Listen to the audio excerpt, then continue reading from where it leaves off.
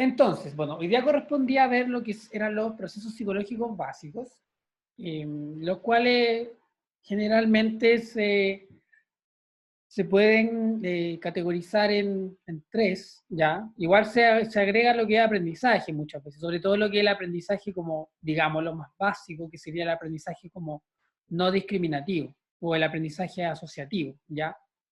Como como el condicionamiento, ¿cierto? Como del conductismo.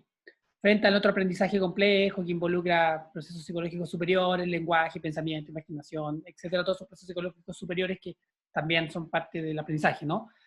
Pero sí el aprendizaje básico, como el que compartimos con todos los animales, ¿cierto? Todos los humanos somos tan condicionales como los ratones, como los perros y como los gatos. Eh, Compartimos mucho, somos organismos, ¿cierto? Entonces también se incluye el aprendizaje en eso, pero como es un ramo sobre aprendizaje, lo vamos viendo en general, ¿ya? Pero básicamente estos serían los tres procesos como psicológicos básicos, clásicos. Percepción, atención y memoria. Pero lo primero que, para hacer una breve introducción, como para después centrarnos en lo que sería memoria por hoy día, eh, lo primero que cabría preguntarse sería, ¿qué significa un proceso psicológico? ¿Ya? ¿Qué es un proceso psicológico? O uno podría preguntarse, ¿proceso psicológico qué es eso? ¿Ya? Entonces, recordemos brevemente cómo sacar alguna idea. Ya, entonces para esto vamos a retomar algo de lo que decía Flavell, psicólogo prominente, investigador del desarrollo cognitivo y el desarrollo evolutivo del ser humano. Evolutivo me refiero al crecimiento, ¿cierto? Al desarrollo de los individuos, de la persona desde que nace hasta que muere, ¿no? Porque lo evolutivo, en el sentido de la evolución, eso se denomina psicología evolucionista, ¿ya? Que es, también se relaciona con la psicología evolutiva, pero la psicología evolutiva es la psicología de los cambios que sufre un organismo a través de su historia, de su existencia, ¿ya? En cambio, en una especie no existe solo un individuo, existen muchos individuos que generan la historia de una especie. Esa es la diferencia entre la ontogenia y la filogenia. La ontogenia es el desarrollo de un individuo, ¿cierto? Que es de lo biológico, lo cultural, lo social, y la filogenia es la historia de evolución evolutiva de una especie. Que en nuestro caso, con nosotros, como del género Homo, se remite hasta aproximadamente unos 6 a 4 a 6 millones de años atrás. Ya eso es como un poco el pedacito de tiempo cortito que hemos estado los humanos, o sea, que es bastante extenso, llevamos harto tiempo acá, pero comparado con la edad de la Tierra, ¿cierto? No llevamos nada. Entonces, eso es como a lo que se refiere un poco la psicología evolucionista y la psicología evolutiva. La psicología evolutiva estudia los desarrollos cognitivos de los individuos, ¿cierto? Desde que nace, el desarrollo de la percepción, la atención, la memoria, cómo se va desarrollando después, ¿cierto? La maduración cerebral, el caminar, el interactuar con los demás, después la comprensión, el desarrollo y comprensión del lenguaje, se aprende a hablar, se aprende a comunicar, después aprender a pensar matemáticamente, aprender a razonar lógicamente, todo lo que los seres humanos vamos haciendo en nuestra historia, como desde que somos unos neonatos hasta que somos, bueno, hasta que nos morimos, ¿cierto? Porque después uno sabe que cuando uno se pone con mayor edad, las funciones psicológicas, las capacidades cognitivas también pueden declinar, ¿cierto? Pues sea uno se hace más lento, falla la memoria, pueden haber también trastornos en el proceso, ¿cierto? Que pueden ser traumáticos en el sentido de un accidente, que yo puedo perder una capacidad por eso, supongamos un accidente que me pierda masa encefálica o tenga algún problema cerebral, o también pueden ser específicamente problemas de aprendizaje, también el contexto puede estar involucrado, ¿cierto? El contexto muy deprivado de estimulación, otros frente a otros contextos que proveen muchas herramientas. Vygotsky hablaba mucho de eso, ¿cierto? Que no solo el desarrollo dependía de la maduración biológica, lo mismo decía Piaget, pero Vygotsky le ponía más acento, sino que dependía mucho de las herramientas culturales que ese organismo se le proveía para poder desarrollarse. Entonces eso es como la psicología evolutiva. La psicología evolucionista es la historia evolutiva de los procesos psicológicos como especie. O sea, hoy no se cabe preguntar, y diría, ¿razonaban los australopithecus igual que los Homo sapiens? ¿O los australopithecus poseían un lenguaje simbólico? ¿Tenían escritura? No, no tenían escritura.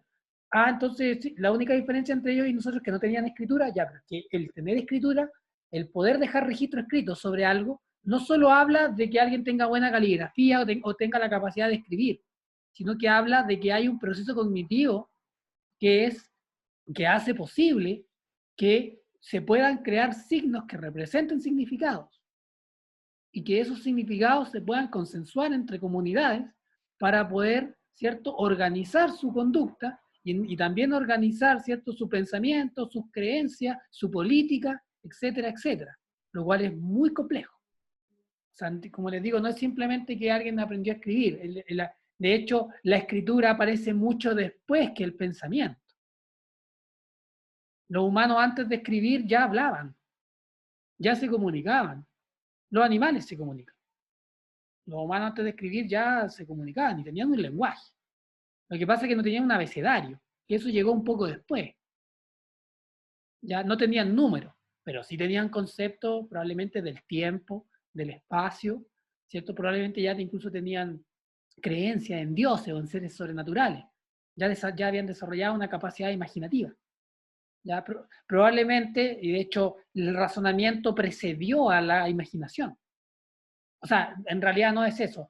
El pensamiento precedió un poco como el razonamiento a... No sabemos si primero llegó la creatividad o el razonamiento lógico, porque la creatividad también puede tener mucho razonamiento lógico, ¿ya? No sabemos si los humanos, probablemente los humanos primero tenían que pensar para sobrevivir que para crear, no sé, arte.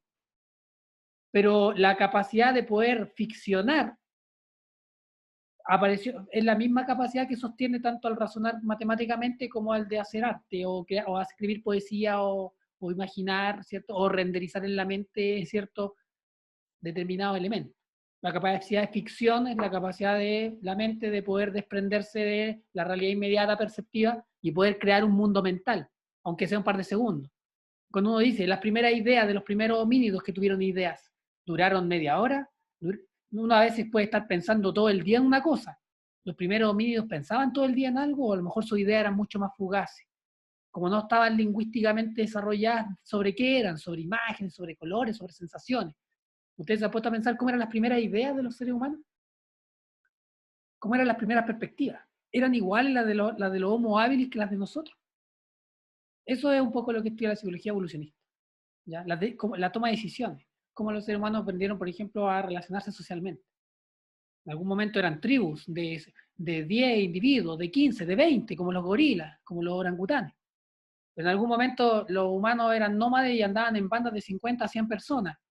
Eso hace probablemente unos 800.000 años atrás, no hace tanto. O sea, es harto tiempo, pero ¿en qué momento las comunidades humanas empezaron a ser inmensas de sobrepasar el millar de personas y organizarse hasta en millones de personas y crear leyes y crear todo un dispositivo cultural y social para poder organizarnos y no comernos entre nosotros o poder ponernos de acuerdo y poder confiar en personas que nunca vamos a conocer en nuestra vida?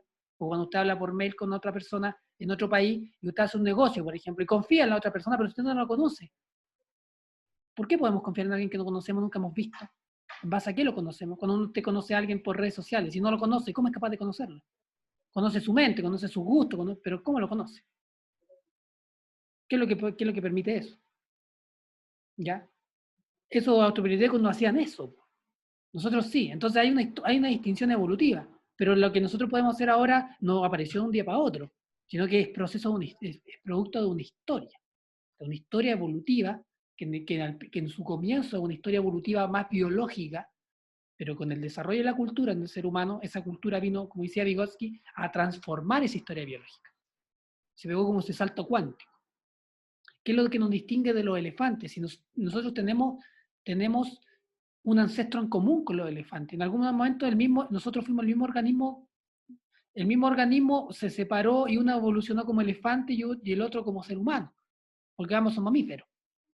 Pero ¿qué hizo que uno de esos organismos se convirtiera en un elefante, que es una criatura maravillosa, complejísima, y otro generó un homínido que después de millones de años fue capaz de construir naves espaciales? ¿Ya? Eso es interesante, ¿no? O sea, y de hecho hay muchas capacidades que compartimos con los elefantes. Los elefantes también pueden distinguir a sus familiares, también tienen una memoria muy desarrollada, también perciben, también tienen emociones, ¿cierto? Se organizan socialmente de una manera súper compleja. Sus manadas tienen una relación filial, pero de protección y tienen una memoria que dura mucho tiempo, mucho más de hecho, mucho más que la del humano en muchos aspectos. Y muy superior a cualquier otro animal, simple, de la selva. ¿ya? Un elefante. Y no solamente memorizan cosas emocionales, como porque las memorias emocionales son como las que duran más, pero también memorizan, por ejemplo, trayectos, memorizan donde el mapa, mapean su realidad, su territorio, pero no solamente en el sentido de que aquí dejan su olor, sino que visoespacialmente también lo mapean muy bien. Y le enseñan a sus crías cómo mapear eso, o sea, ya le enseñan a sus crías. ¿Ustedes han visto alguna vez videos de leones, pumas, enseñándole a sus crías a cazar? Ya, los elefantes no solo le enseñan cómo sobrevivir, o sea, le enseñan a sobrevivir, pero también le enseñan cómo mapear un territorio. O sea, ya involucrando en, digámoslo de alguna manera, alguna especie de concepto, quizás no lingüístico como el humano, pero sí algún sistema de referencia, mucho más complejo que simplemente guiarse por el olor y por el momento, y por las habilidades que puede tener un tigre, sino que este elefante crea un mapa y lo transmite. Ya, es loco, ¿no? Ya, chica. Entonces, después de esta súper como voladura de cabeza que me pegué con esa introducción un poco, eso es un proceso psicológico. Los procesos psicológicos hay que tener claro que tienen una historia evolutiva en un propio individuo y que se ven y que tienen su base, ¿cierto?, en ese desarrollo madurativo, pero que también se ven influidos por la cultura, por la herramienta. Y también los procesos psicológicos, la atención, la percepción y la memoria existen desde hace bastantes millones de años en la mayoría de los organismos, sobre todo en el reino animal. Entonces no es algo propiamente humano.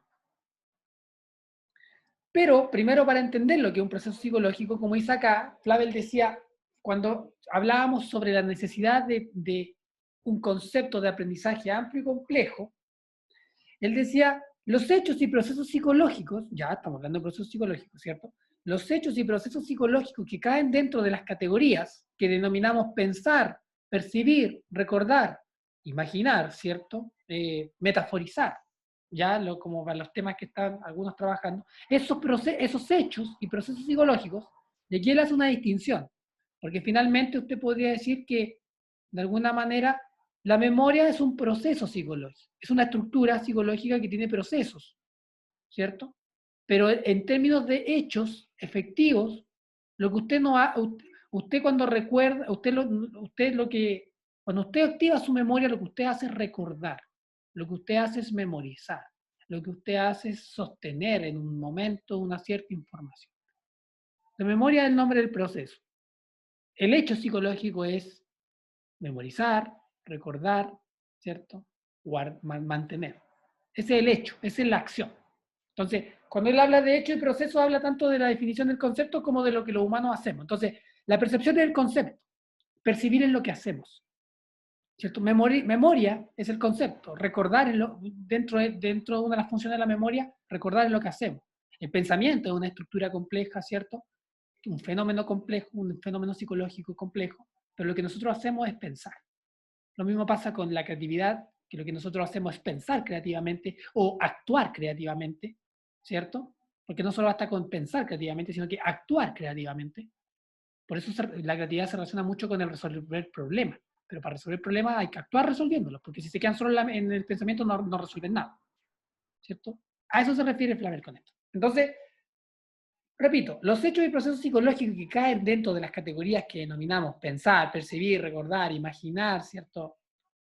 Hablar, ¿cierto? Lo que sea, escribir y demás, están de hecho entretejidos unos con otros de un modo muy complejo en el tapiz del funcionamiento cognitivo real efectivo.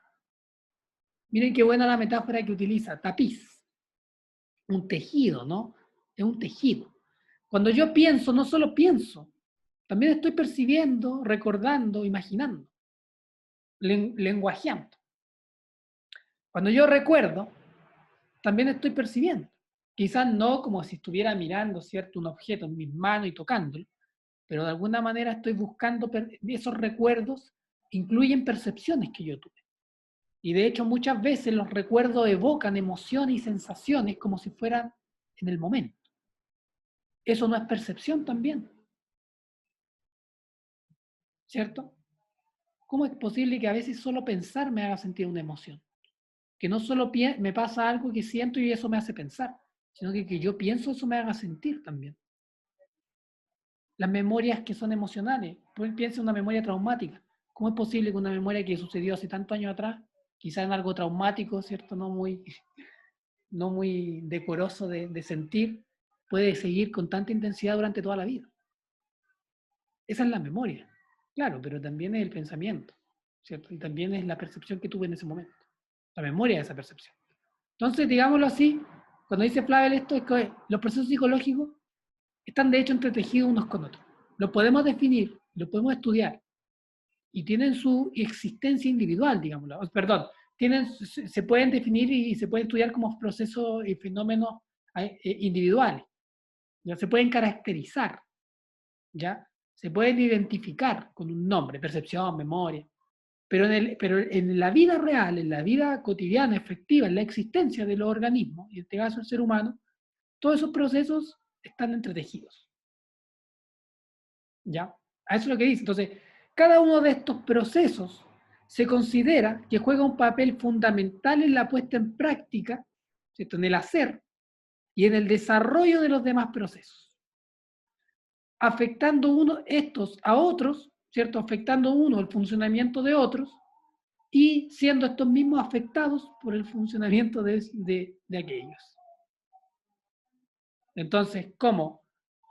Esto, por ejemplo, si nosotros decimos, si de alguna manera yo no pongo atención a lo que estoy aprendiendo, probablemente la memoria que me quede de eso que estoy aprendiendo no va a ser la más propicia. Eso no sería entonces un problema de memoria, sería más un problema de atención, pero que tiene consecuencias en la memoria y por lo tanto probablemente en el aprendizaje, ¿cierto? Entonces cuando a mí a veces me llega un niño acá a la consulta y me dicen, este niño no aprende, entonces yo digo, ya, vamos a primero ver dónde está, qué está ocurriendo. O sea, hago una prueba de razonamiento y el niño razona súper bien. Entonces digo, chuta, entonces no es razonamiento. A ver, entonces, ¿qué será? Bueno, estoy caricaturizándolo porque muchas veces uno ya se sabe el perfil de muchas cosas, entonces, pero uno empieza a evaluar distintos procesos psicológicos y capacidades cognitivas que a uno lo llevan más o menos donde puede haber un problema, ¿ya? Pero básicamente es cuando uno dice, oiga, este niño en realidad no aprende porque no le está enseñando bien o porque no tiene hábitos. Si un niño pasa todo el día en una pantalla, ¿qué le va a interesar mirar una pizarra? Si en la pantalla tiene 500 estímulos por minuto. Entonces ese cerebro está adicto a los estímulos de pantalla. ¿Qué le va a interesar es tomar un lápiz y escribir en una hoja? Que es como vivir en cámara lenta al lado de la pantalla. Hay aspectos de atención, hay aspectos motivacionales. ¿Ya? Entonces, los procesos psicológicos están entretejidos unos con otros. ¿Ya? Son colaborativos. Y también se boicotean entre sí, digámoslo de una manera. No por querer, pero sí, porque hay que pensar, sobre todo, de que el sistema cognitivo humano, o digámoslo así, la mente humana, la capacidad mental y conductual y cognitiva del ser humano, cuando hablamos de cognitivo no hablamos solo pensamiento ya, o abstracción, hablamos del, con alguna vez lo hablamos, ¿cierto? En la clase de Piaget y Vygotsky, que claro, hay abstracciones de la realidad, son estructuras cognitivas mentales, pero que se relacionan, pero que si no se vuelcan o no se traduce en un comportamiento adaptativo, en una acción, ¿cierto? Adaptativa, finalmente no son funcionales. Para que haya cognición, la cognición se tiene que expresar en un comportamiento funcional de los sujetos.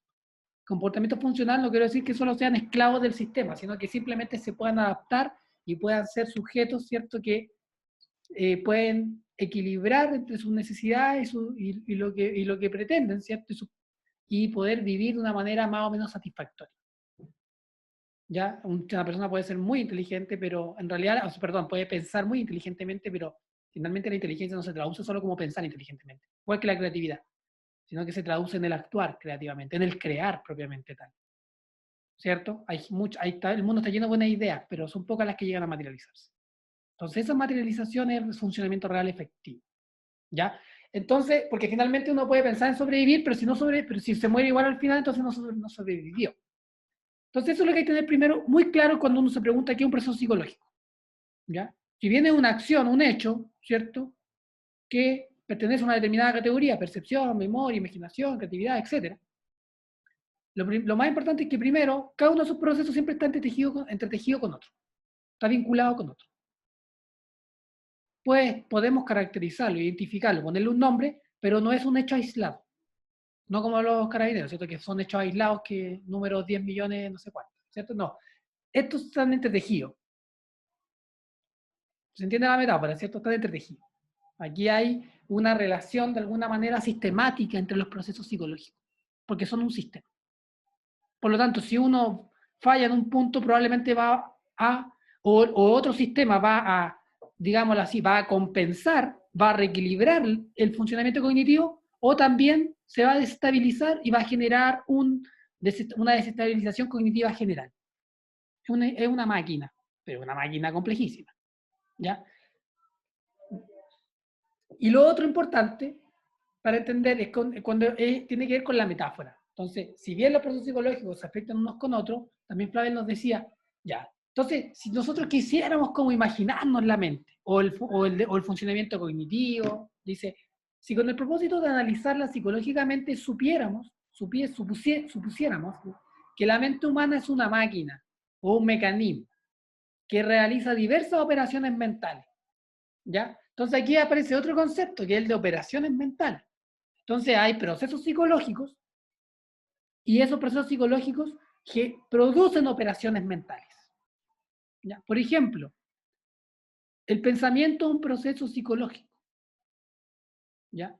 Pero una operación mental sería analizar, sería distinguir, comparar, discriminar, enjuiciar.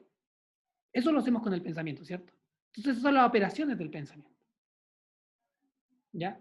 La percepción es un proceso psicológico, pero sus operaciones, ¿cierto? Podrían ser, ¿cierto? La distinción de los colores, la figura y fondo, ¿cierto? La luminosidad, el movimiento, la distancia, el tamaño, ¿cierto? Etcétera. Eso sería la operación de la percepción, ¿cierto? ¿Se va entendiendo un poco? Entonces, si con el proceso de analizar psicológicamente la mente humana, sabemos que tiene procesos y que esos procesos generan operaciones, digamos, ¿ya? Esto es muy computacional, esta metáfora. Entonces, si en el proceso de analizar psicológicamente supiéramos que la mente humana es una máquina, un mecanismo que realiza diversas operaciones mentales con el fin de alcanzar diversos productos mentales. Aquí aparece otro concepto, producto mental. Entonces, chicos, es como, tratemos de verlo lo más simple. Hay procesos, por ejemplo, el pensamiento, que realiza operaciones, que podría ser, supongamos, analizar, ¿cierto? Y eso va a generar un producto que va a ser, por ejemplo, comprender una idea. Comprender también es una operación, pero cuando yo comprendo algo, eso genera un aprendizaje. Yo puedo percibir algo, supongamos, empiezo a leer un libro, estoy percibiendo. Voy leyéndolo, voy decodificando y voy memorizándolo, o sea, voy primero entendiendo lo que va diciendo el libro, supongamos la primera frase, ya no sé, pues los colores se pueden definir como tal, como un fenómeno, ¿cierto?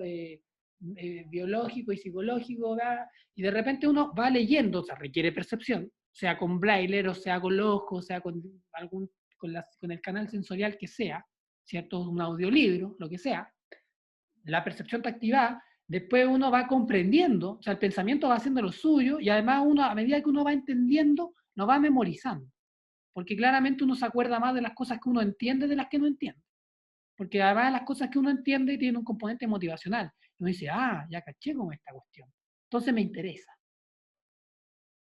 entonces le pongo más atención. Entonces se dan cuenta cómo los mismos procesos psicológicos se van como colaborando entre ellos. Ya, entonces y mientras los procesos psicológicos mejor colaboren, van a obtener productos. Y los productos mentales podrían ser, digámoslo así, los aprendizajes. Los aprendizajes más a mediano y largo plazo. Entonces tenemos procesos, tenemos operaciones y tenemos productos. ¿Ven? Es como una fábrica. Esta metáfora es súper de la fábrica, ¿cierto? Es una fábrica. Entonces, como dice acá, realiza diversas operaciones mentales con el fin de alcanzar diversos productos mentales, los que sostendríamos aquí, que se tratan, ¿cierto? Entonces lo que sostendríamos aquí sería de que esta máquina mental, la mente, este mecanismo, es un mecanismo enormemente organizado, cuyas numerosas partes, ¿cierto? Todos esos procesos que realizan operaciones, que dan productos, están interconectadas unas con otras de forma muy rica.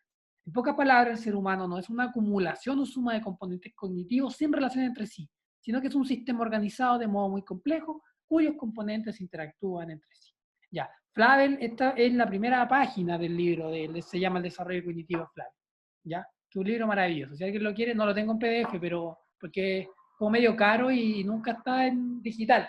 Si a alguien algún día le interesa algo, a lo mejor lo podemos escanear y se manda. Ya es porque él analiza, por ejemplo, el lenguaje. Hay un capítulo, por ejemplo, 50 páginas del lenguaje, 50 páginas la percepción, 50 páginas el conocimiento o la cognición social, 50 páginas la memoria, 50 páginas desarrollo moral, por ejemplo, que es un tema súper importante para las sociedades contemporáneas que estamos, y de la educación. Si la educación no es solo echarle números y letras a la cabeza, pues, si es que educar ciudadanos, ¿no? Entonces eso es importante. Y el ser humano se desarrolla moralmente, no tiene un proceso de desarrollo de ese tipo. Entonces, Flavel le da, igual que yo, y lo siento por ser repetitivo, pero Flavel le da harto apriete a esa idea para entenderlo, el tejido, el mecanismo complejo, la reciprocidad de los procesos, operaciones y productos. ¿Ya? Esa idea traten de, yo sé que es compleja, traten de imaginársela, ya que hay aquí grupos que están viendo la imaginación, traten de imaginarse eso. Y ahora ven cuando él habla de la metáfora del tejido, la metáfora del mecanismo, ¿cierto? ¿Cuál es la función metafórica que tiene, ¿cierto? O sea, ¿cuál es la función que tiene la metáfora en la imaginación? O cómo la imaginación se enriquece de las metáforas, o las metáforas enriquecen la imaginación. Porque la imaginación es el pensamiento, finalmente. ¿Cierto? Ahora, lo último, nos vamos a recreo. ¿Por qué procesos psicológicos básicos? Ustedes me pueden decir, oiga, profe, pero ¿por qué hay básicos y superiores? ¿Qué los distingue? ¿Por qué si interactúan entre sí, si están entretejidos, si son colaborativos, ¿por qué entonces los distinguen si no son todos iguales y simplemente actúan como una mesa plana, por ejemplo, y no una cosa jerárquica? Bueno, primero porque esa idea la inventamos los humanos y la naturaleza ya había hecho lo suyo mucho antes, ¿cierto? Entonces, básicamente, si uno se hace la pregunta ¿por qué dividirlos? Vygotsky ya hacía una pequeña categorización o una distinción general respecto de las funciones psicológicas o procesos psicológicos, ya eso se llama, pensar, imaginar, esas son las funciones psicológicas. Percibir, memorizar, recordar, soñar, imaginar, ¿cierto? Metaforizar, etc. Entonces las dividía entre elementales y superiores.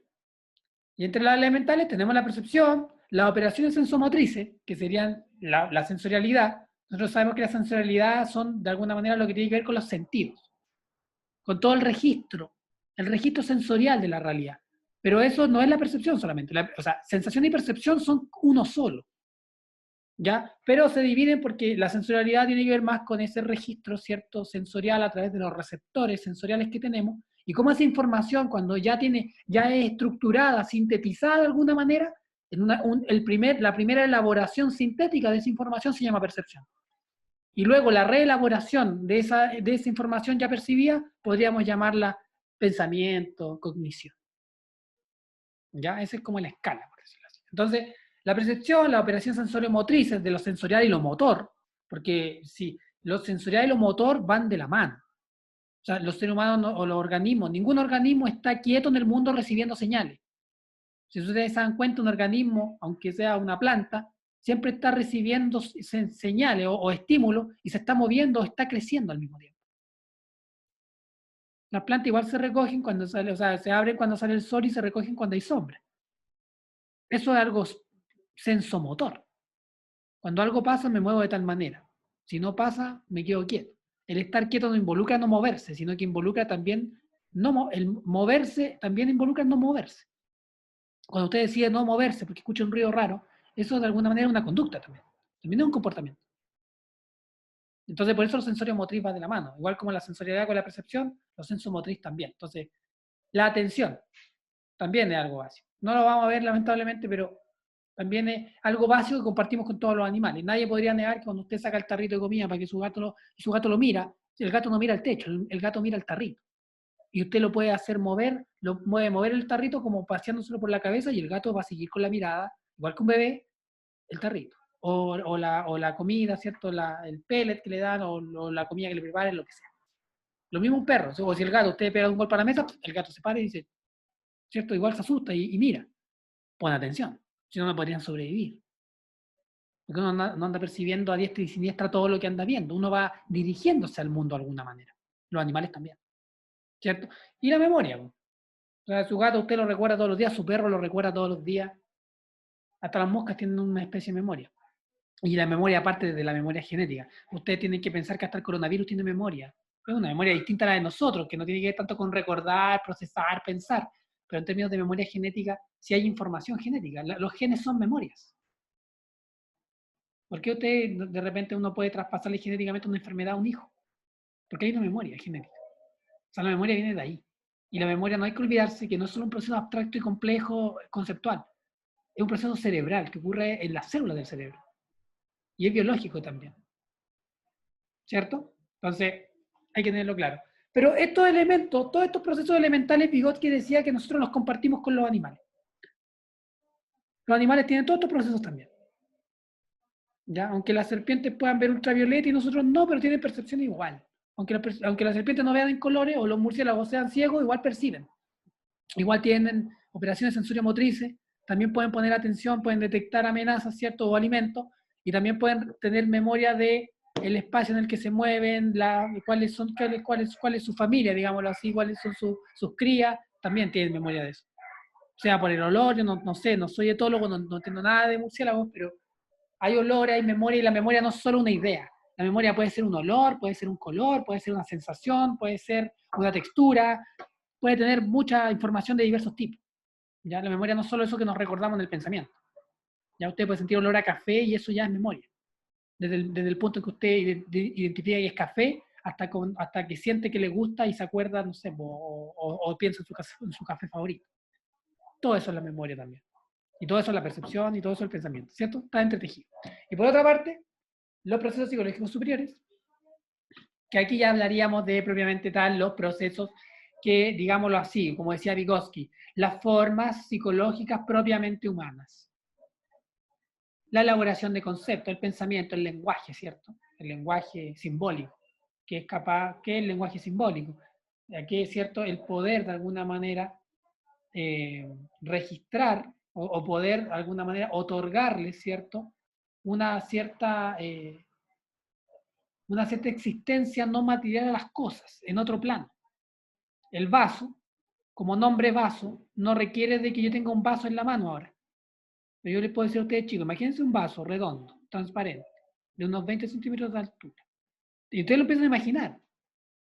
El lenguaje nos permite de alguna manera abstraernos de la realidad, y no en el sentido de que me envuelo solo en mi pieza o cierro los ojos, no. O sea, que, pues, imagínense cuando se sientan los políticos a discutir cosas que uno dice, oye, esa cuestión no existe.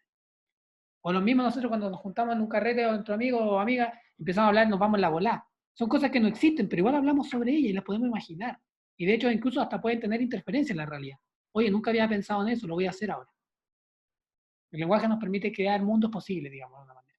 ¿Ya? Y eso es algo propiamente el lenguaje simbólico. La conducta selectiva, a diferencia de la otra conducta sensorio-motriz común, conducta selectiva. Yo elijo, por ejemplo, la toma de decisiones. No, voy a hacer esto en vez de esto. Oye, mira, fue el Black Friday, me quería comprar, no sé, unas pantuflas de Naruto. Y estaban baratas, pues las quería, pero no las necesito. No, ando corto de plata. No, mejor estas lucas se las voy a pasar a mi vieja porque andamos cortos de comida en la casa. Son de jerarquía, son decisiones, ¿cierto? O en vez de entrar a ver la película, no sé, pues, de tal cosa, voy a entrar a ver la otra. O voy a ayudar a una persona. No solo porque me sentí pena, sino que o voy a estudiar diseño. ¿Cierto? Toma de decisiones, razonamientos, discriminaciones. No solamente actuar por reflejo, no solamente actuar por condicionamiento, ¿cierto? Actuar por, de alguna manera, algún grado de decisión, o algún grado, por lo menos, a veces no de decisión, quizás no da para tanto siempre, pero por lo menos con algún grado de conciencia y de evaluación, ¿ya? O de, por lo menos, de percepción consciente. Es una conducta selectiva. La atención voluntaria, yo puedo golpear la mesa y todos pueden parar la oreja, lo hace un gato, lo hace una persona, pero cuando yo le diga, oigan, ya chicos, concéntrense, o cuando usted toma el trabajo y dice, ya, hoy día yo a las 7 de la tarde me siento a hacer mi trabajo y lo termino. Y aunque esté cansado y le está poniendo, es voluntario, ejecutando algo, tratando de inhibir los estímulos y tratando de concentrarse. Eso es atención voluntaria. ¿ya? Usted puede ver que un perro también se puede como concentrar en morder un hueso. O sea, se puede estar dedicando a morder un hueso.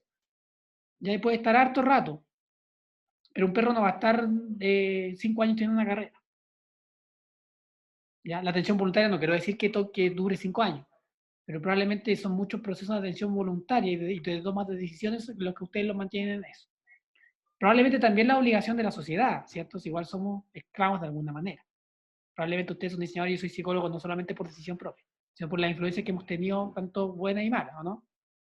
Pero eso. Y lo otro es la memoria mediata, que es la memoria no simplemente la de registro sensorial, supongamos de los olores, los colores, ¿cierto? Los movimientos, todo lo que es registro sensorial o emocional. ¿Ya? Porque hay memorias que nosotros no decidimos no tener.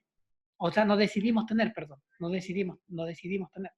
La memoria mediata tiene que ver con aquella, cuando yo utilizo estrategias para poder memorizar algo a largo plazo. Por ejemplo, repetir un número de teléfono, por ejemplo, hacer un mapa conceptual. Son estrategias. ¿Ya? O cuando yo asocio algo, por ejemplo, no sé, pues el color rojo a tal concepto, ¿cierto? Cuando uno decía, no sé, pues el número tanto a tal color. Ya eso involucra como, los conceptos también involucran memoria mediata, ¿cierto? Los conceptos sirven como para alguna manera mantener una información en la mente. Entonces cuando uno va al supermercado y dice, oye, ¿qué es lo que tenía? Ah, lo traje anotado en mi libreta. Entonces esa libreta sirve como memoria mediata. O usted puede decir, a ver, espérate, ¿cómo lo hago para acordarme? Ya, a ver, no sé, pues voy a hacer una lista, o cuando uno hace unas siglas, supongamos a veces hay conceptos que son súper largos, entonces uno crea una sigla, ¿cierto? De 4 letras. Entonces uno es más fácil acordarse de 4 letras que acordarse de un párrafo completo.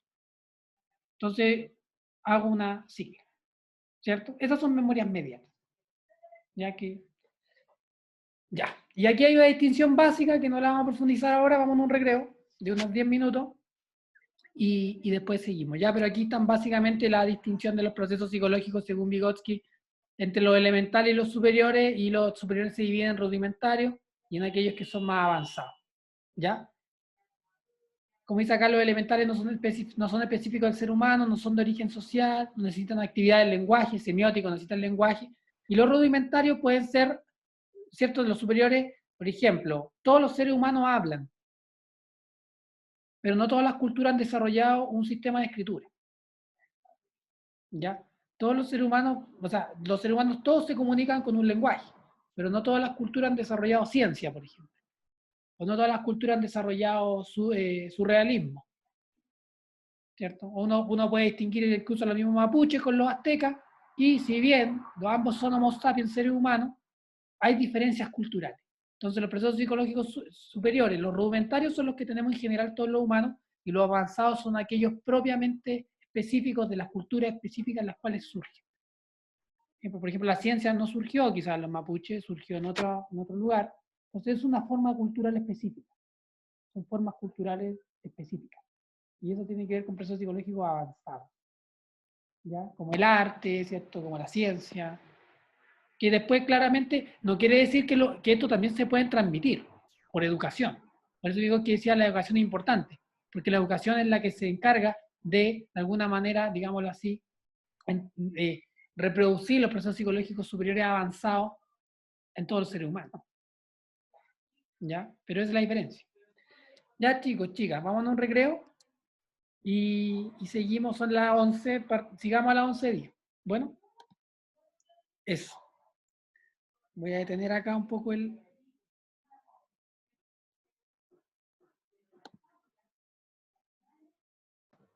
Y empezamos entonces con lo que es memoria, ¿ya? Vamos a dedicarnos a memoria porque hay un grupo, creo que hay un grupo que trabaja memoria, así que, como les dije, lamentablemente, bueno, está la clase ahí, está la bibliografía y todo en el repo, y está acá también el PDF para quien quiera revisar más sobre ese tema, lo que es memoria, lo que es percepción y atención. Y bueno, vamos a revisar lo que es memoria, no vamos a alcanzar a ver todo memoria hoy día, pero como les comenté, la última parte de memoria, dentro de todo lo que es la memoria, que yo he seleccionado algunos temas bien simples y específicos dentro de ella, ya, porque si no podríamos hacer un curso completo de la memoria. Eh, vamos a dejar la última parte para la próxima semana para poder conectarla con lo que es emociones, porque la última parte se relaciona con la memoria emocional. Entonces eso lo vamos a conectar después con lo que serían las emociones y vamos a hacer ahí una comprensión más, más robusta, más completa, ¿ya? Entonces partimos con lo que es la memoria. Primero me quería dar un minuto, ojalá un minuto, para que alguien pueda, no sé si alguien me puede decir algún comentario de lo que piensa de la imagen que tenemos ahí y por qué, qué relación tendría con la memoria. ¿Ya? Esta metáfora que a mí me parece bastante bonita, pero guarda una relación, no solamente el criterio estético lo que me hace elegirla, sino que justamente también el criterio conceptual que conlleva. ¿Ya? Obviamente ustedes probablemente no tengan que saberlo porque no han estudiado la memoria como yo, que no soy un especialista en la memoria, pero algo sé sobre la memoria, sé evaluarla y todas esas cosas, pero ¿qué piensan ustedes que podría, por qué esa imagen podría hablar de la memoria? ¿A qué hace relación? Profe, Dígame. a mí la imagen me da mucho más como una perspectiva de lo que es ahí, de que cuando uno va envejeciendo, va perdiendo también memoria en ese sentido, se podría decir, con el pasar del tiempo, que es como parecido en relación a lo que le pasa a los árboles con el pasar del tiempo, ellos también mueren, podrían decir. Ya, perfecto. Esa, esa relación que tú haces que tiene que ver, digámoslo así, voy a ponerle un poco, un concepto un poquito más técnico, un poco con la degradación o como el deterioro, ¿cierto? Sí, Podríamos por hablar, ahí va. por ahí va, ¿cierto? Ya, está bien, pues si eso es lo que hagamos un diálogo. Y tú de alguna manera esta degradación o deterioro lo asociabas a una dimensión temporal que tenía que ver con la edad, que probablemente la memoria de una persona mayor, ¿cierto? Puede ser mucho más susceptible de degradarse o digámoslo así, no me acuerdo otra palabra que ha dicho, pero la degradación, ¿cierto? El deshacerse la memoria. ¿Cómo se llamaría eso cuando se deshace la memoria? ¿Cómo se llama ese fenómeno? ¿La enfermedad se genera o la pérdida de memoria? Ya, esa pérdida de memoria. ¿Cómo se llama la pérdida de memoria? ¿Cómo se llama en términos? Alzheimer. ¿Cómo? ¿El ¿Alzheimer, dijo el Alzheimer? compañero? Ya es, no, pero es que eso, sí, está bien, pero eso, digámoslo así, es una enfermedad, en este caso de tipo orgánica, se relaciona con la degeneración de la red, de ciertos sistemas neurales que específicamente se relacionan con la memoria y específicamente la memoria de los recuerdos personales, los recuerdos episódicos, y ya vamos a ver qué se trata eso. Profe, en este caso no sería no el Alzheimer, sino la amnesia, o era otra cosa. Perfecto, la amnesia también es la imposibilidad de recordar, ¿cierto? Pero hay un concepto detrás mucho más simple, que es central en la memoria. El deterioro neuronal. Ya sí, hablamos de deterioro neuronal, ya dijimos eso con el Alzheimer o con la edad, ¿cierto? Hay una cierta declinación cognitiva que puede, y en el caso de las personas con más edad, en el Alzheimer, no es solo el deterioro de la memoria, sino que hay un deterioro cognitivo general. También de la percepción, también de la memoria, del razonamiento, ¿cierto? De la toma de decisiones, de la solución de problemas, de la autonomía de la persona. Hay un deterioro cognitivo general. Se pierde autonomía funcional, ¿cierto? Se pierden estas estructuras cognitivas, entonces, por lo tanto, el comportamiento y la autonomía funcional de la persona claramente baja, se hace más dependiente o hasta llegar hasta la muerte incluso, ¿cierto? Entonces, pero básicamente, ya hablamos un poco de la edad, hablamos de que cuando pasamos más viejos perdemos la memoria, pero yo lo quiero llevar a que lo pusimos en un eje temporal, ¿cierto? Como de la edad. Eso tiene que ver con psicología evolutiva, ¿cierto? La edad, la evolución de un individuo desde que nace hasta que muere, hay cambios en ella, ¿cierto? Pero hay un fenómeno mucho más simple, y del cual ninguno de nosotros es susceptible de no tenerlo. Todos sufrimos ese fenómeno, todos los días, El a cada olvido. segundo. ¿Cuál? ¿Qué dijo? El olvido. El olvido. Cuando a Exact- uno se le olvidan las cosas. Exactamente, el olvido. ¿Por qué me parece que esta imagen es el concepto al que quería llegar? ¿Por qué me parece que esta imagen es pertinente respecto a la memoria? Porque siempre asociamos la memoria con la permanencia de algo, con la permanencia de una información, con el registro y permanencia de la información. Pero vamos a entender también de que la memoria requiere, y en este sentido, cuando Flavel dice que la mente humana es un mecanismo, o que la cognición humana, incorporando el cerebro, es un mecanismo complejo, que está entretejido entre muchos procesos, vamos a entender que el olvido, si bien puede entenderse como un fenómeno quizás negativo, que puede afectar, ¿cierto?, la cognición y la autonomía personal, el olvido también tiene una función económica. Si la cognición, el cerebro, ¿cierto?, la capacidad cognitiva humana, involucrando lo orgánico y lo mental, digámoslo así, es un mecanismo complejo, es una máquina, las máquinas funcionan, nosotros sabemos que sin energía no funcionamos. Tenemos que comer, tenemos que respirar, ¿cierto? Necesitamos hasta luz para generar vitaminas, ¿cierto? Entonces, no es una máquina abstracta, es una máquina sujeta a condiciones biológicas reales. Y por lo tanto tiene limitaciones. Tiene capacidades y tiene limitaciones. La memoria en un individuo perfectamente sano también tiene olvidos. Porque si yo le pregunto a usted todo lo que hizo usted en la mañana desde que se levantó hasta ahora, probablemente no se acuerda ni de la mitad de las cosas que hizo. Entonces usted podría decirme, pero es que, profe, no pasó nada interesante. Ah, entonces, ¿qué es lo que queda en la memoria y qué es lo que no? Entonces yo le podría decir, oye, usted cuando el otro día, no sé, pues, usted se puso, bueno, ya hace tiempo que quizás no lo hacemos, pero cuando a veces, por ejemplo, cuando alguien maneja o alguien que se va para la U y camina, a veces le ha pasado que caminan como media hora y llegan a la casa y no se dan cuenta que llegaron, dijeron, chuta, que llegué rápido. Como que yo no tuve, mi camino a casa tuvo muy poco de decisión, incluso de atención ejecutiva, como de atención, de orientarse conscientemente en el camino, probablemente no, a lo mejor iba metido en la música, como que mi cuerpo solo me llevó para la casa. A veces yo voy manejando y voy súper atento porque no choco, pero no voy conscientemente, o sea, voy consciente, pero no voy reflexivamente atento. No voy así como aquí un auto, lo voy a adelantar acá. Claro, voy consciente. Pero hay momentos en que uno, sobre todo momentos más monótonos, cuando hay mucho estímulo afuera, que uno funciona mucho más automáticamente. Andar en bici. Probablemente usted no está consciente a cada pedaleo, sino que en un momento se activa como una especie de programa, se activa un módulo interno, inconsciente, automático, que usted al principio, cuando recién aprende a andar en bicicleta, claro, necesitaba mucho esfuerzo consciente para aprender. En un momento cuando uno se hace experto en algo o alcanza un cierto grado de expertise y dominio en una determinada actividad, esas funciones se automatizan y quedan registradas como en memorias, ¿cierto? Más implícitas, más profundas, frente a otras memorias como la de yo, cuando yo me acuerdo de algo. Oye, ¿qué fue lo que le dijo a esta persona tal? Oye, ¿qué fue lo que pasó el otro día? ¿O viste lo que pasó? Esos recuerdos involucran recuperaciones conscientes. Involucran un cierto esfuerzo, una cierta acción de recordar. Hay memorias que a veces nos surgen sin que decidamos hacerlo, por ejemplo, unas memorias emocionales. A veces uno va en la calle y se acuerda de un chiste que dijo alguien, o se acuerda de algo de la nada, y se mata la risa. O quizás se acuerda de algo triste de la nada, ni siquiera uno lo buscó, y surge, ¡pum! Algo lo gatilló, algún estímulo externo del ambiente, o quizá internamente usted pasó, digámoslo así, a rozar alguna temática que se relaciona con eso y como está, lo asoció y ese recuerdo emergió. Entonces no estaba olvidado ese recuerdo. O a veces uno se acuerda de cosas que uno pensaba que las había olvidado y no estaban olvidadas. Solamente no lo habíamos recuperado o no se había dado la condición de que emergieran nuevamente. Entonces, ya podríamos incluso hablar de distintos tipos de olvidos.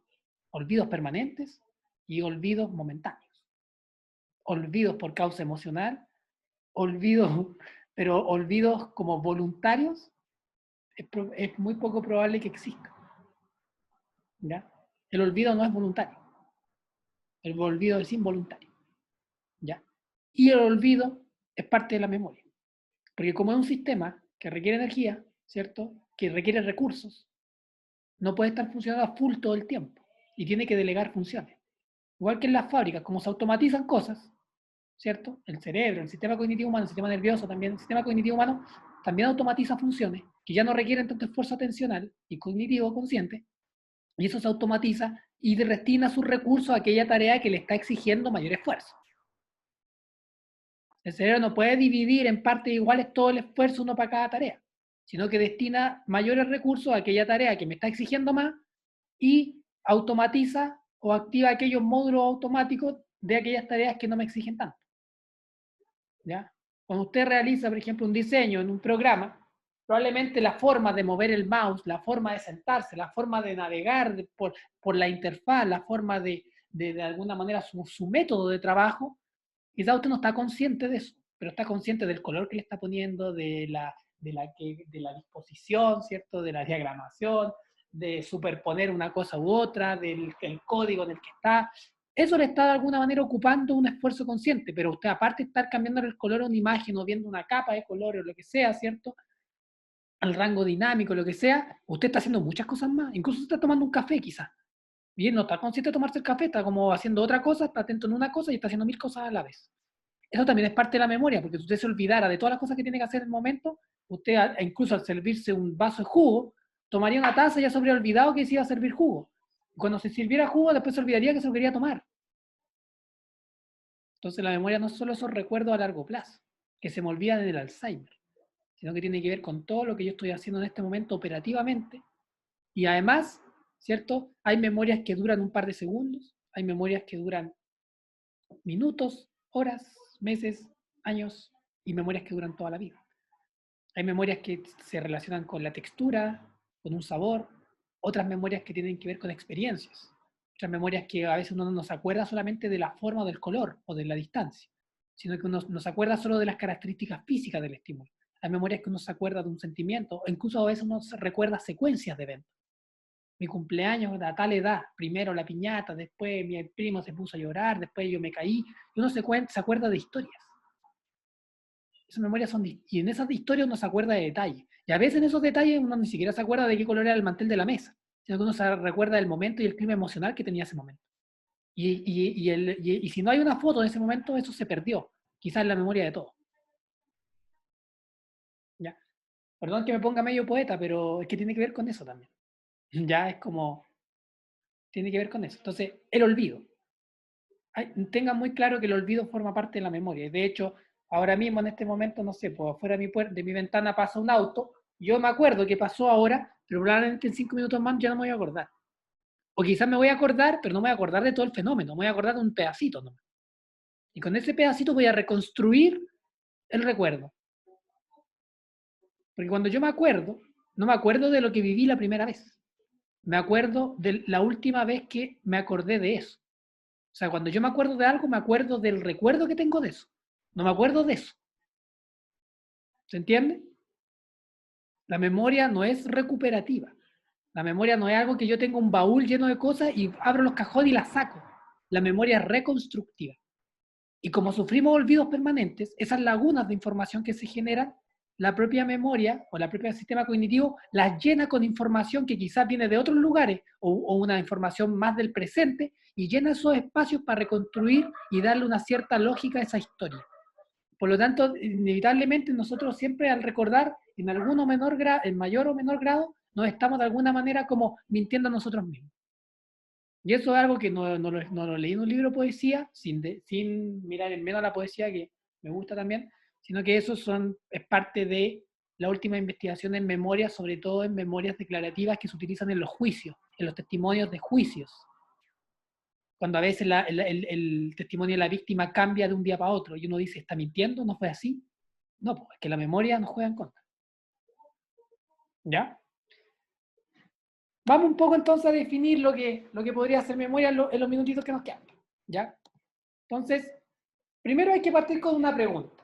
Ya que esta pregunta no es mía, se la robé a un neurocientífico argentino que es una pregunta súper simple, pero que me parece que puede de alguna manera englobar o puede tener relación con abrir un poco nuestra comprensión sobre este fenómeno que es la memoria, este proceso psicológico que tiene operaciones y que tiene productos, ¿no? Que es una estructura que yo puedo recordar y en ese recordar puedo traer un recuerdo como producto, ¿cierto? Un recuerdo es, o sea, la operación de recordar, o sea, ya hay una información, ¿cierto? El proceso psicológico es la memoria, que está ahí una información, la operación es recordar, ir a buscar dónde está, ¿cierto? Consciente o inconscientemente, ¿ya? Y el producto es justamente traer esa imagen a la conciencia, por ejemplo, o a la afectividad o a la emoción. Ya ese es el proceso, acuérdense de procesos, operaciones y productos.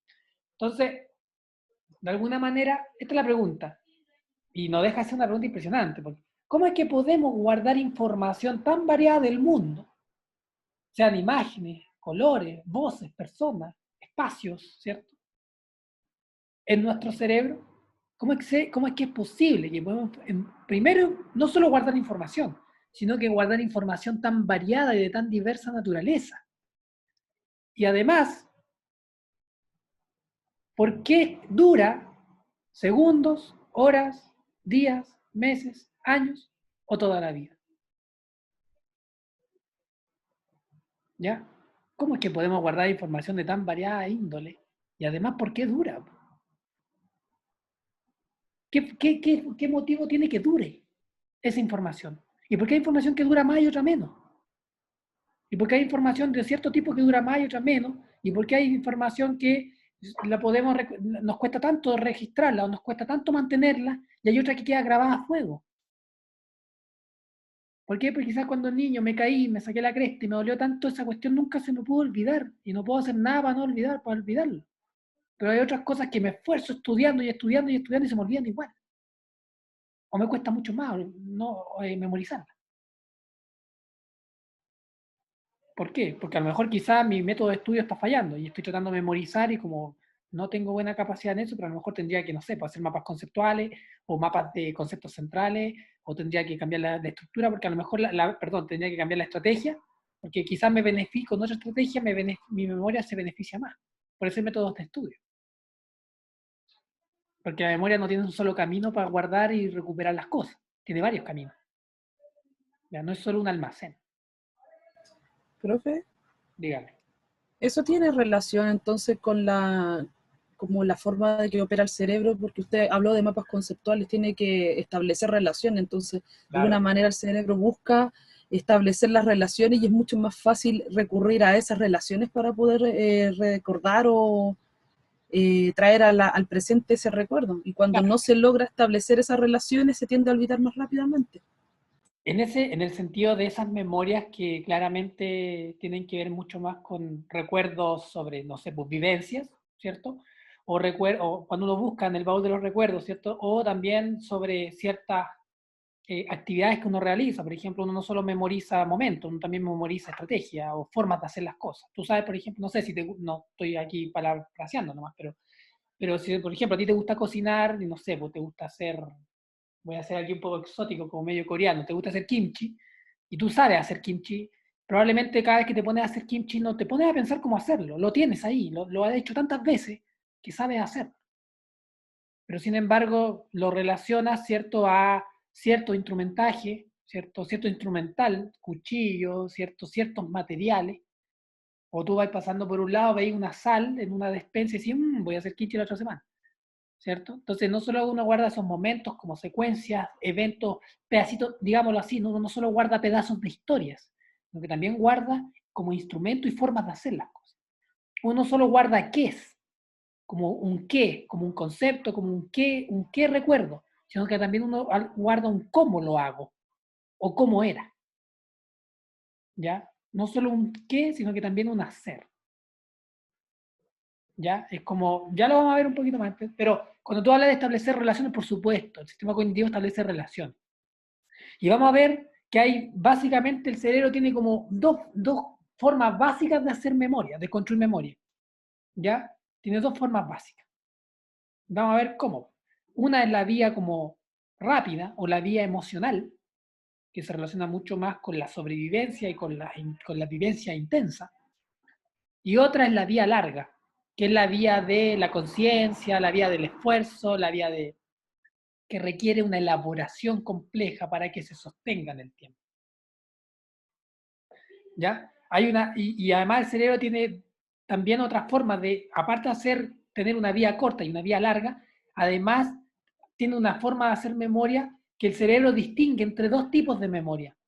Entre aquellos eventos que son muy importantes, que tienen una fuerte carga emocional, ¿ya? Y emocional no solamente de que yo amo lo que hago, no. Puede ser miedo, puede ser amenaza, puede ser asco, puede ser desesperación, angustia, depresión, todo eso. O sea, a eso me refiero con emoción, con toda la gama compleja de emocionalidad que hay. Ya que los sentimientos, ¿cierto? Ideas, experiencias, todo eso. Y por otra parte también está la memoria sobre las cosas ordinarias, ¿ya? Sobre lo que hago, los conceptos, lo que me gusta, los objetos, se pueden mezclar, pero claro, o sea, pero primero hay una vía larga, una vía corta, y hay una memoria para las cosas súper importantes, que tienen que ver con la sobrevivencia, o con lo importante, mi proyecto de vida, lo que sea, y con los vínculos, con los lazos, con las emociones, y otra memoria para las cosas como, que pueden ser súper importantes también, pero por ejemplo, que no sé, pues, me gusta más el surrealismo que el expresionismo, o me gusta más, no me gusta tan, me gusta más tal método de diseño, o me gusta más este programa que este otro, ¿cierto? Es como, esas son diferencias de tipos de memoria. El cerebro va a decir en un momento, claro, esto es súper importante, me gusta más diseñar aquí que en este, o me gusta, no sé, pero, pero cuando niño, no sé, pues, alguien te pegó fuerte, o alguien te asustó, o te atacó un perro, o te pasó algo grave, o se te incendió la casa, esa memoria está ahí, pero grabada, ¿cierto? A fuego. ¿Ya? Entonces, y eso no, tú no lo decides. El cerebro distingue esas dos formas de hacer memoria. ¿Ya? Pero sí, relaciones, por supuesto, es un tejido, es una red. Y esa red está jerarquizada y ordenada de alguna manera, que va desde niveles más inconscientes a niveles más conscientes. ¿Ya? Entonces, lo que primero yo les voy a decir, dentro, creo que ya se lo he dicho antes, pero nunca confiemos tanto. Yo cada vez que más estudio, yo soy muy cognitivo en ese sentido. Yo tengo hartos amigos que son sobre todo muy budistas zen y cosas así, que me dicen, oye, Manuel, no seas tan cognitivo, déjate llevar más. Yo le digo, pero si yo tengo emociones también y me gusta vivir intensamente, ¿ya? Pero soy cognitivo en el sentido porque yo creo en la voluntariedad del ser humano. Creo en esa capacidad de que tenemos valga la redundancia, tenemos la capacidad de transformar el mundo, tenemos la capacidad de tomar decisiones, tenemos la capacidad de elegir. Ya es como, en eso se basa mucho en la perspectiva cognitiva. Somos agentes, no somos simplemente respuestas, o no solamente somos respuestas frente a los estímulos, sino que somos agentes que podemos construir, organizar y en algún grado mayor o menor tomar decisiones. Pero, pero tampoco hay que caer en el influjo y en la idea romántica de que somos totalmente conscientes de todo y que todo lo decidimos y que somos seres conscientes, trascendentales, plenos. No, porque le aseguro que, como cuando veíamos la otra vez la clase sobre, ¿te acuerdas cuando veíamos la clase sobre conducta? Cuando el psicólogo hablaba de que en realidad somos como un jinete sentado en un elefante, que en realidad nuestra voluntariedad es como el jinete, ¿cierto? Y el elefante es como todo lo otro, y finalmente el elefante la lleva. Yo cada día soy más convencido de que creer que somos tan conscientes de todo es un romanticismo, ¿no? ¿Ya? Y bueno, no soy el único, eso igual se ha estudiado. Y eso no quiere decir que no haya procesos cognitivos, direccionales, toma de decisiones y un grado de conciencia. Pero finalmente incluso la propia conciencia, que es la que nos hace más sentir orgullosos como seres humanos, esta capacidad de estar consciente del momento y de poder pensar sobre cosas, mucho de esa conciencia también no está sostenida por nuestro esfuerzo, sino que de hecho nadie de ustedes puede decidir ser consciente o no. Cuando usted despierta en la mañana y se acuerda de todo, usted no decidió eso. Como que incluso estamos obligados a ser conscientes. ¿Y no les parece un poco sospechoso que el estar obligado a ser consciente tenga que ver un poco con lo automático de ser consciente? ¿En qué momento empezamos a ser conscientes? ¿Para los 4 o los 5 años? Más o menos. ¿Decidieron ser conscientes? Es loco, ¿no? Aquello que más nos hace sentirnos orgullosos de quiénes somos y que nos autodefine, también está muy comandado por, digámoslo así, por un mecanismo o por fuerza que no tiene nada que ver con nuestras decisiones y nuestra conciencia. Es loco, ¿no? Es como, a veces para deprimirse un poco, pero, y a veces para sentirse maravillado. Yo en algún momento de la vida me deprimí y ahora me siento maravillado, pues. Así como, madre natura, tú sabes lo que hace. Entonces, vamos a ver un pequeño videito. Lástima que el tiempo es un recurso que siempre me juega en contra, pero les voy a mostrar un pequeño video.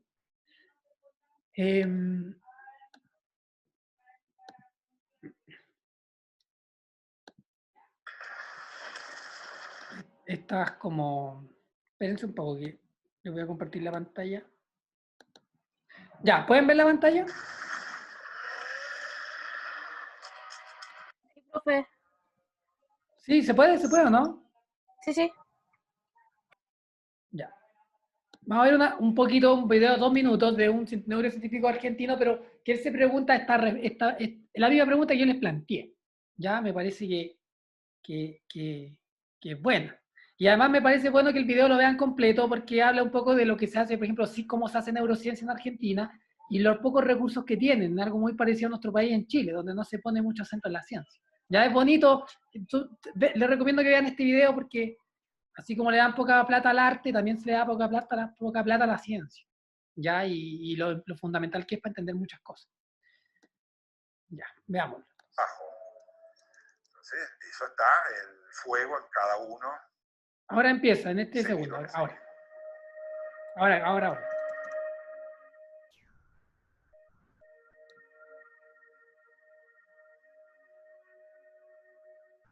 mí me gustaría entender a la memoria desde el punto de vista de cómo es que nosotros podemos guardar un montón de información que es muy variada del mundo, recordar una visión mezclada con una voz, una persona.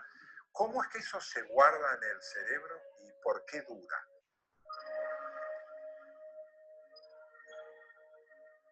Yo investigo sobre la memoria desde 30 años fácil, y en los últimos 30 años se ha avanzado en algunas cosas sobre la memoria, pero no se ha avanzado tanto. Todavía no se sabe cómo se guarda la memoria, en qué forma se guarda la memoria. Se está discutiendo mucho todavía si se forman nuevos circuitos cerebrales, porque cambian proteínas o cambia algo en la química o en la bioelectricidad del cerebro. Se sigue discutiendo. Y se sigue discutiendo aún más porque es casi terra incógnita cómo es que se sostiene la memoria por días, meses, años, toda la vida. Uno investiga eso en realidad porque sabe poco.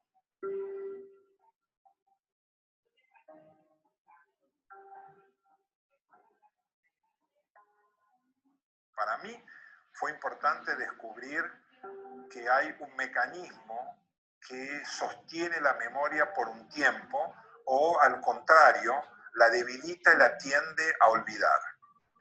Un mecanismo que era un cambio de pensamiento. La gente pensaba que toda la memoria se construía en ciertos momentos al principio de la adquisición de lo que uno está aprendiendo, y nosotros demostramos que muchas horas después,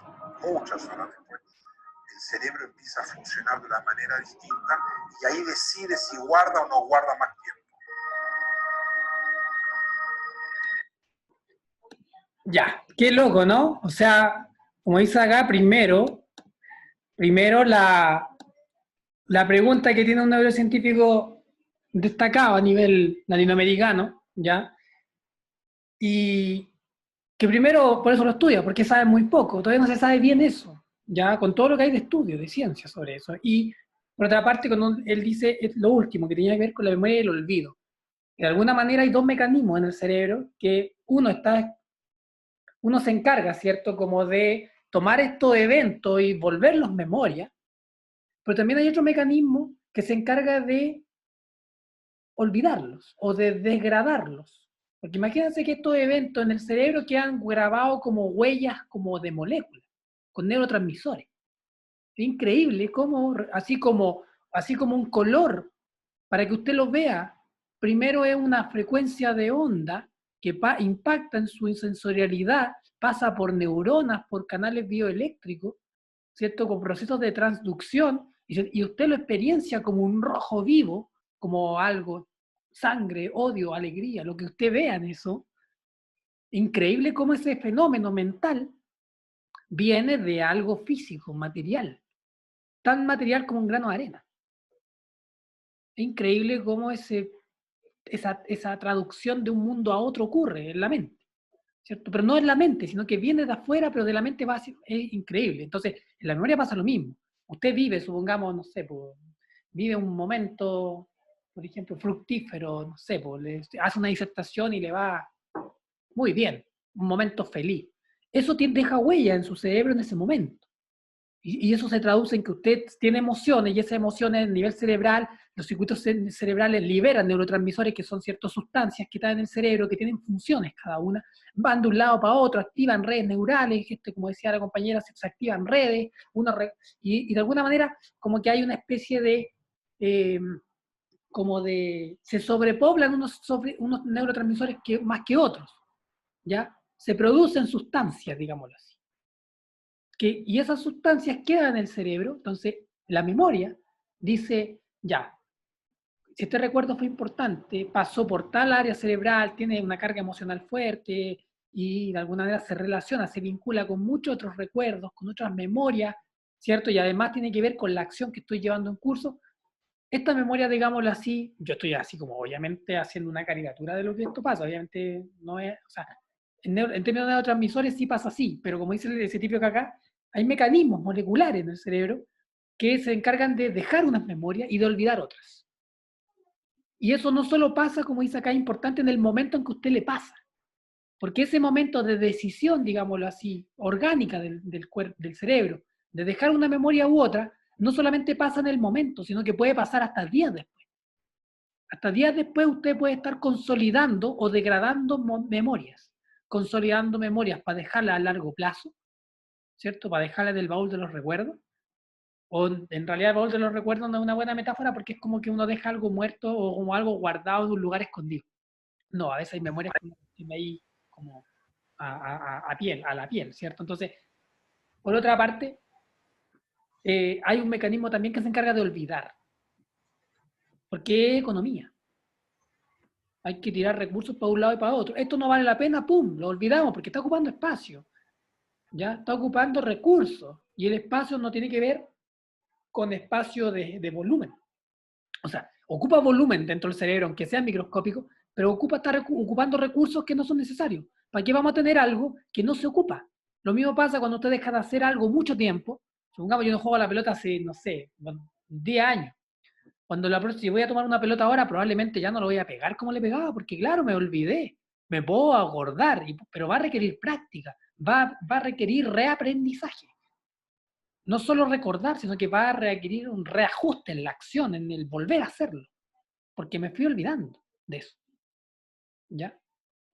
Quizás me voy a demorar menos si es que alguna vez jugué, a que si es la primera vez que juego, porque hay memoria, hay una memoria muscular, una memoria del cuerpo, una memoria cognitiva, de todos sentidos. Pero hay mecanismos que se encargan, como dice acá, de alguna manera generar permanencia de ciertos recuerdos, y por otro lado, otros mecanismos que se encargan de degradar esas moléculas, que en ese caso sería de olvidar ciertos recuerdos. Quizás menos importantes o quizás más traumáticos, por ejemplo. ¿Ya? Que igual a lo mejor van a volver en algún momento, pero en ese momento no los quiero tener. ¿Ya? Porque generan demasiado desequilibrio cognitivo.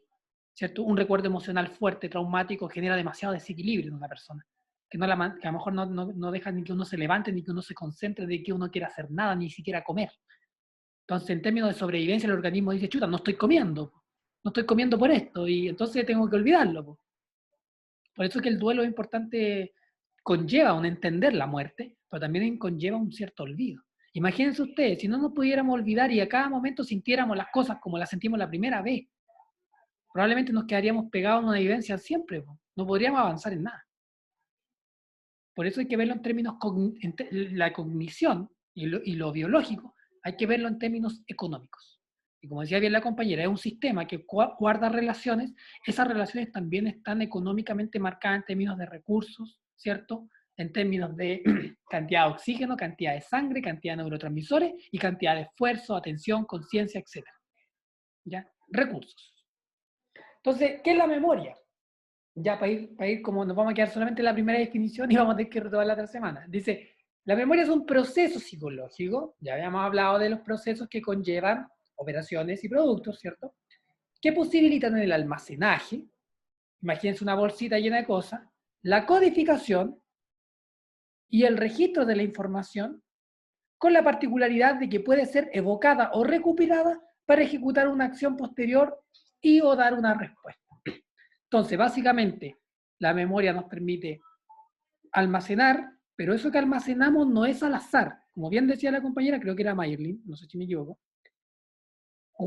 la memoria se guardan de alguna manera, es muy maquinal este lenguaje, a mí tampoco me gusta tanto, ya como este lenguaje tan computacional, pero sí las memorias llevan huellas, llevan una codificación, una cierta etiqueta. Por eso que el cerebro distingue entre las memorias emocionales intensas y aquellas memorias ordinarias. como ordinarias, ¿no? Que no llevan esa carga emocional o de sobrevivencia tan... Porque el cerebro tiene mecanismos. Cuando una memoria o cuando un evento es peligroso, el cerebro lo reconoce y lo guarda a fuego para que no se te olvide nunca, porque eso pone en peligro tu vida. Por ejemplo, un incendio, o un fuego, o un animal, una bestia, así, no sé, ¿cierto?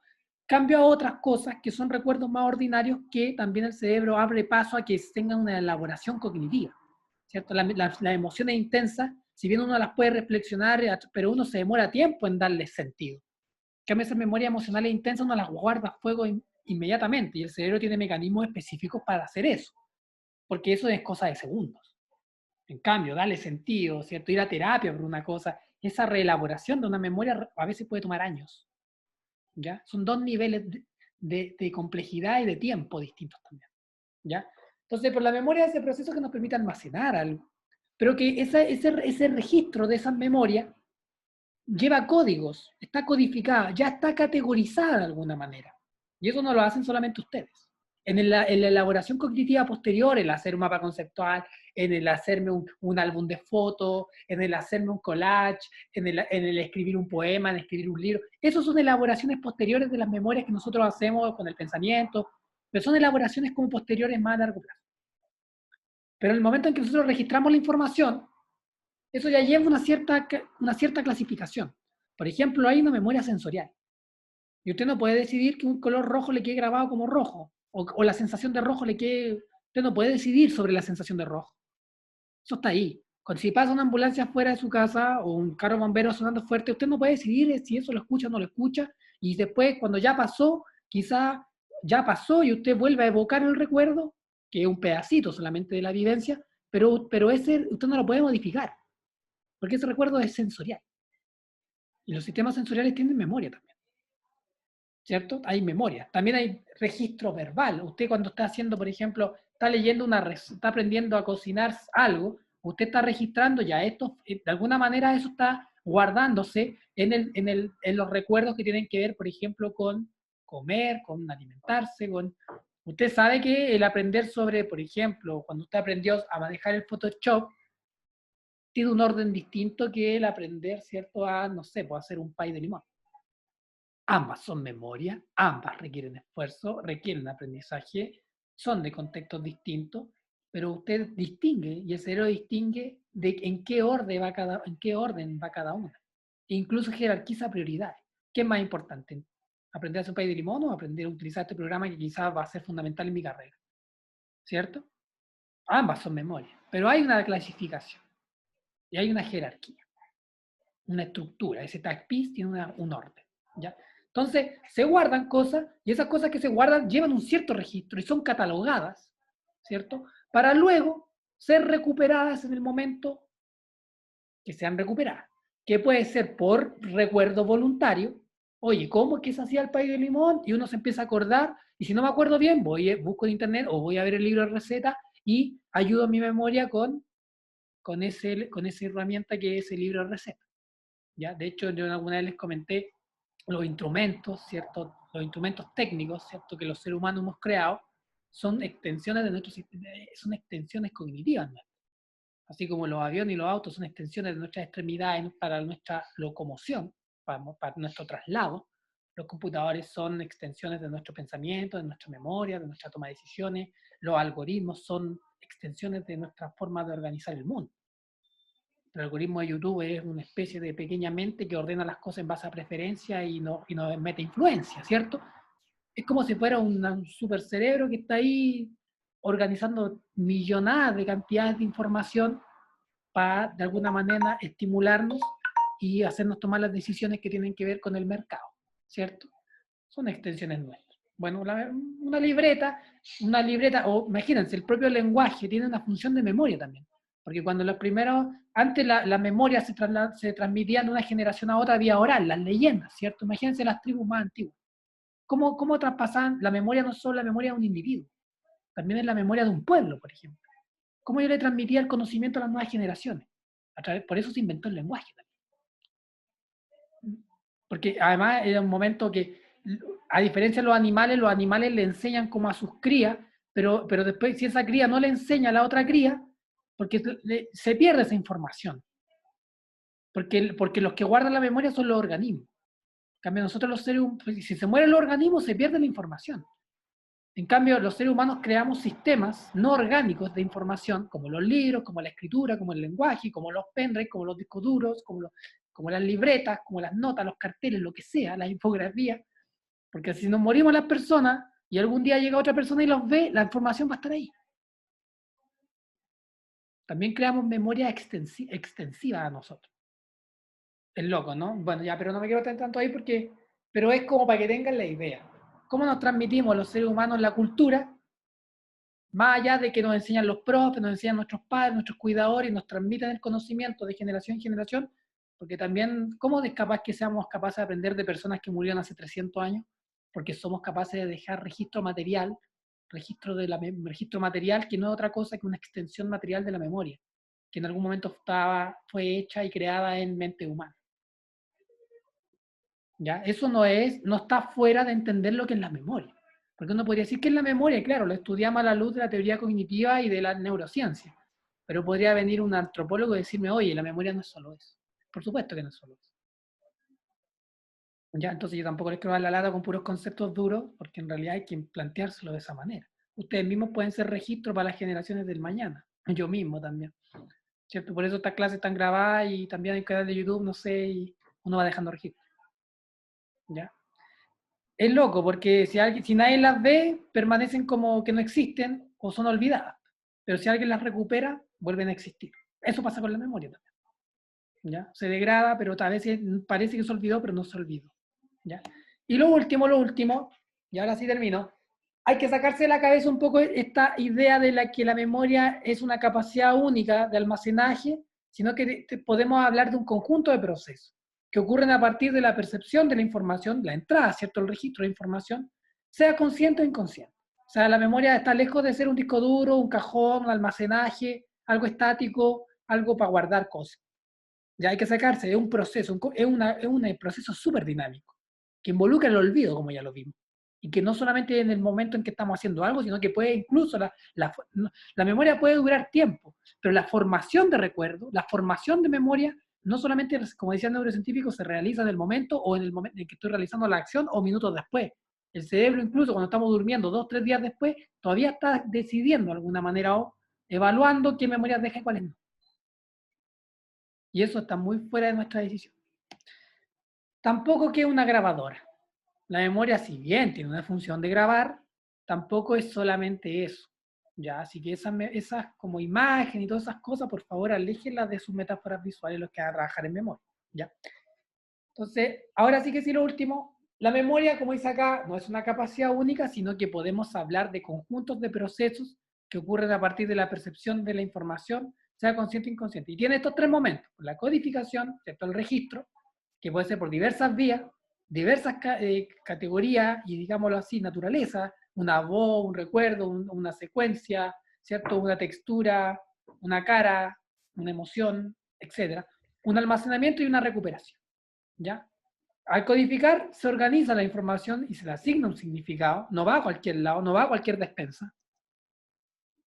Y el almacenamiento es que se puede retener la información por un tiempo determinado, y aquí hay 3 clases de memoria por lo menos básicas, que son la memoria sensorial, que dura 1 segundo más o menos. Todos los sentidos de usted tienen una memoria sensorial, y la memoria sensorial es independiente de la memoria del cerebro. Los sentidos pueden guardar la información del registro de información durante 1 segundo. El registro sensorial dura entre 250 milisegundos, o sea, desde 1/4 de segundo hasta 1 segundo. ¿Por qué? Y uno diría, ¿y por qué los sentidos, los órganos sensoriales tienen una memoria independiente del cerebro? O sea, en realidad no es independiente porque funciona en conjunto. ¿Pero por qué tiene una capacidad de memoria como autónoma, aparte la del cerebro? Porque los órganos sensoriales existieron mucho antes que el cerebro complejo. En algún momento los organismos tenían sistema nervioso y tenían solamente como órganos sensoriales. No había un cerebro, un encéfalo, ¿cierto? No había una médula. No había eso en los primeros organismos. El cerebro, como el nuestro humano, aparece en la evolución millones de años después. Pero antes de que fuésemos humanos con neocorteza y con este cerebro con forma de nuez, ya teníamos sentido y capacidad sensorial igual que todos los insectos. Entonces, de alguna manera, esas memorias se vienen desarrollando mucho antes. que esas memorias más cognitivas. O sea, de alguna manera esas memorias sensoriales duran un segundo porque retienen esa información para que el cerebro de alguna manera tenga un segundo más para poder procesar esa información. ¿Ya? O sea, como que los sentidos le dicen al cerebro, ya mira, aquí lo tengo, pero apúrate. Y el cerebro dice, ah, ya, gracias. Y en ese segundo el cerebro toma esa información y la puede procesar. Si no tuviera ese segundo de memoria sensorial previamente al procesamiento del cerebro, probablemente olvidaríamos muchas más cosas. Entonces son como dos memorias que trabajan colaborativamente. Una es mucho más simple y dura un segundo, y la otra es mucho más compleja y puede durar desde segundos hasta toda la vida. ¿Ya? Entonces aquí dice una memoria sensorial, una memoria a corto plazo y una memoria a largo plazo. Y lo último, la recuperación, que sería el localizar o identificar una información concreta entre toda la que está almacenada. Al menos esos tres procesos básicos, ¿ya? Ya la otra semana podemos retomar esto, vamos a tratar de verlo rápido, pero aquí ustedes lo pueden revisar, está en la estructura. Esta parte de acá yo la alcancé como a ver con la otra sección, así que en el canal de YouTube yo les voy a subir hoy día, esta clase grabada, pero en el canal de Psicología del Aprendizaje de YouTube está la otra clase, así que ustedes si quieren se pueden adelantar y pueden ver, son como 20 minutos más de donde analizo un poco la diferencia entre la memoria a corto plazo, la memoria sensorial, la memoria a corto plazo, la memoria a largo plazo, y cómo la memoria a largo plazo se divide en dos tipos de memoria, que es una declarativa y una no declarativa. Ya hay la declarativa que se relaciona con la memoria episódica, que son nuestros recuerdos como biográficos, la memoria semántica, que son el conocimiento, el lenguaje, los conceptos, y la memoria espacial, que tiene que ver con el espacio y la orientación. Frente a la memoria no declarativa, que es más inconsciente, más automática, que se relaciona más con el saber cómo, con estrategias y habilidades, ¿ya? Y que eso tiene que ver más como con los procedimientos que realizamos las cosas. Por ejemplo, cuando yo ando en bicicleta, después a mí se me graba y eso pasa más a la memoria no declarativa. Frente a que cuando yo estoy diseñando algo, estoy tomando decisiones, estoy trabajando más desde los recuerdos que tengo, desde los significados de conocimientos que manejo, y sobre el ejemplo, si estoy trabajando en una planilla, donde diagramar o donde ubicar cada elemento. Que eso es un trabajo más de memoria consciente, que involucra razonamiento y otros procesos cognitivos, pero igual. ¿Ya? Así que está en el otro canal, pero la otra semana lo retomamos de todas maneras. ¿Ya? Dejamos hasta aquí, me pasé 5 minutos, pero no sé si alguien tiene alguna duda, alguna pregunta, algún comentario. Como les repito que en el RECO está la clase subida completa, está la bibliografía, para que el grupo que está trabajando memoria deje dos archivos.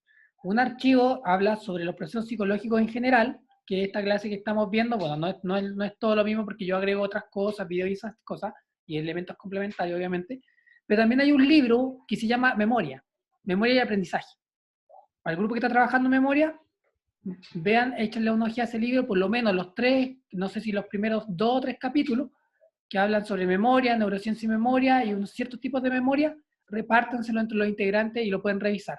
Bájenlo, si tienen alguna duda, por favor, me escriben, yo voy a arreglar el Padlet ahora, me escriben en el Padlet y también me pueden escribir por interno y yo les puedo hacer una recomendación específica de qué capítulos, pero primero ojenlo, ¿ya? Y eso igual va para todo aquel que le interese el tema. Eso pues, que tengan una buena semana, un buen fin de semana también, y estamos viendo cualquier cosa, nos conectamos, ¿ya? O sea, perdón, nos comunicamos. Un abrazo para todos y todas. Chao, chao. Gracias, profe. Chao, profe. Chao, profe. Dígame. Quería decirle dos cosas. Primero, le mandé un correo, y segundo, quería consultar algunas cositas, pero no importa si los compañeros se tienen que desconectar, si solamente con respecto a lo que mencionó de un principio en la clase, que fue el tema de las Mayeli, evaluaciones. tú me escribiste, sí, me mandaste un mail, ¿cierto? Sí, Ya, si quieres lo conversamos por interno. No hay ya, problema. perfecto, para no En todo molestar al caso, compañero. yo igual dejé en claro para que sepas que yo no voy a descontar por retraso. Ya, o sea, creo que no leí entero tu mail porque lo vi como en la pantalla del celular, en la principal, pero de todas maneras lo voy a leer bien y te respondo ahora, ya, pero igual que esa información que dejé en claro de que no voy a descontar, y entiendo que hayan aplazamientos o que hayan dificultades en ponerse al día, pero la idea es que sí, ojalá puedan realizar los trabajos con completitud y cualquier cosa que necesiten se pueden comunicar conmigo y lo podemos ir ahí viendo de manera colaborativa. Bueno. Ya, perfecto. Ya voy a estar esperando en todo caso. Ya. Ya. Gracias, profe. Cuídense mucho. Chao, chao. Que esté bien. Chao, chao.